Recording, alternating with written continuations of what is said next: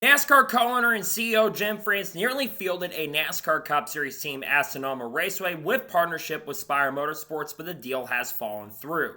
What's going on, guys? It's Daniel, and welcome back to our video. As I just said a second ago, we got some pretty massive and major breaking news from early this morning, as it has been reported that NASCAR owner and CEO Jim France had nearly fielded a NASCAR Cup Series team at Sonoma Raceway, but the deal has fallen through. Here was what was reported by Jordan Bianchi and Jeff Gluck from The Athletic earlier today. NASCAR owner was near a deal to fund a car in the Cup Series race before garage backlash. Jim France, NASCAR's co-owner and CEO, was near a deal to fund a car in an upcoming race in the Cup Series before backlash in the garage over the perception of another high-profile conflict of interest in motorsports ownership led him to scrap the plans, The Athletic has learned. France was set to financially support an entry to be operated by Spire Motorsports, a team, of course, in the NASCAR Cup Series, for the Cup Road Course race at July at Sonoma Raceway. Jack Aiken, a 29-year-old road course racer who currently races for Action Express Racing, which would have been the team that would also be coming to the Cup Series here in the International Motorsports Sports Association, which is IMSA, was tabbed to be the driver. But the deal, which was close to being completion, fell apart shortly after Athletic began asking questions about the region last week. Spire co-owner Jeff Dickerson confirmed the plans, but insisted a car would not have been fielded by France's team directly. It was intended to be a Spire entry staffed by Spire personnel. Dickerson emphasized France did not get a good deal and was going to pay the same price anyone else would for having Spire run an extra car, which can stretch resources and cause distractions of full-time entries. I didn't even really think it was that big of a deal.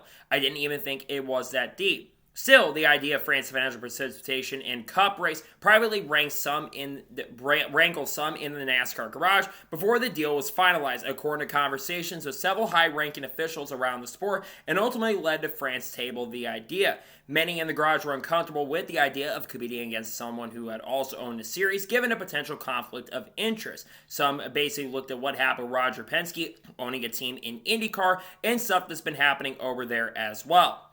And obviously for the Sonoma race, France again tried to partner with Chevrolet and Hendrick, but an extra car would have put Hendrick over the 4-car limit for a single race, so Spire, which has a professional Liza Hendrick, entered the picture. The organization, also a Chevy partner, had 3 full-time cars and room for 1 spot.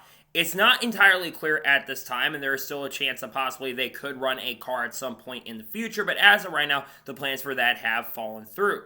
However, let's talk about this, obviously. Well, what are the big reasons why this fell through? Well, as you continue reading the article, many of you are going to see, one of the big reasons is what has happened with Team Penske. Team Penske got in a lot of trouble over the course of the last couple of weeks for the rear attenuators being messed with. And a lot of people felt like that Team Penske, since Roger Penske owned the series, many people feel like the team had to get punished very hardly with Roger owning the series. Roger, in fact, handed out massive and major implications toward the organization. Tim Cindric, Ron Brzezinski, and Kyle Moyer were fired from the team, effective immediately before the Indy 500 had happened. And of course, people asked about Austin Cindric's future, which of course would not go through. Now, what would have this team been if it would have come through? Well, obviously, Spire Motorsports have been running the operation, but this would have been Action Express Racing. Action Express Racing is a top Cadillac team with the Whelen sponsorship, and Jack Aiken, I believe a couple other drivers that used to race for Corvette a couple years ago still race for the team, and I believe that Pippo Durrani until last year had raced for the organization. So there would have been a massive conflict of interest, and one of the reasons, again, why this deal fell through, according to many in the industry, is because of the fact that this would have been a major conflict of interest. We have seen it with Team Penske, right? Team Penske is owned by Roger Penske, who owns the IndyCar series. And with Roger owning IndyCar, a lot of people feel like that harsher penalties need to come through because Penske Entertainment Group owns a lot of different things. They own a lot of different entities. I think they still own certain tracks, I'm pretty sure. And Roger owns the Indianapolis Motor Speedway as well. Many people do believe that you need to separate the church and state. You can't have the owner of a series come in and race in the sport and have their own team. That is a major conflict of interest, which could raise a lot of eyebrows and a lot of questions. Now, some NASCAR teams, of course, in the past have associated with Action Express Racing, mainly Hendrick Motorsports. Hendrick fielded a team under the Action Express banner with the number 48 car for Jimmy Johnson. I believe Kamui Kobayashi. I think Jose Marie Lopez drove for that team. I think there's another guy named Mike Rockenfeller who drove for that program at some point as well.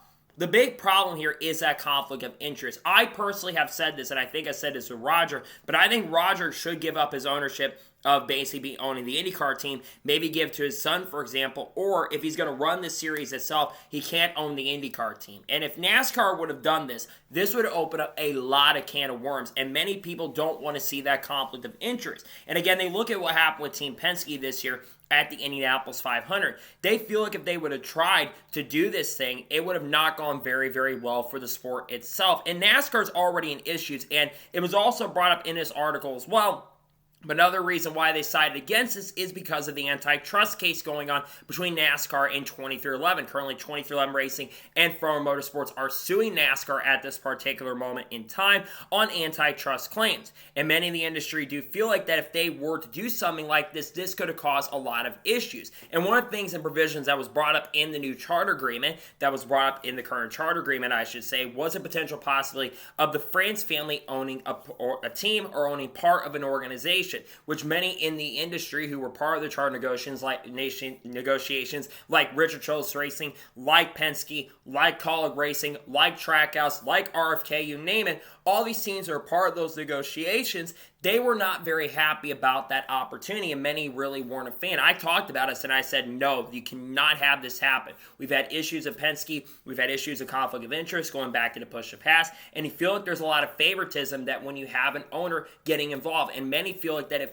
Jim France was to own a team in NASCAR, it could be a major and massive conflict of interest. I'm bringing that up once again because conflict of interest is so important. Many people don't want to see a team owner come in who owns the series all right together. That'd be like Mohammed Ben Sulayem, who owns basically Formula One, owns the FIA, runs as president FIA, fielding a team in Formula One, or Stefano Domenicali in Formula One, for example, fielding a team.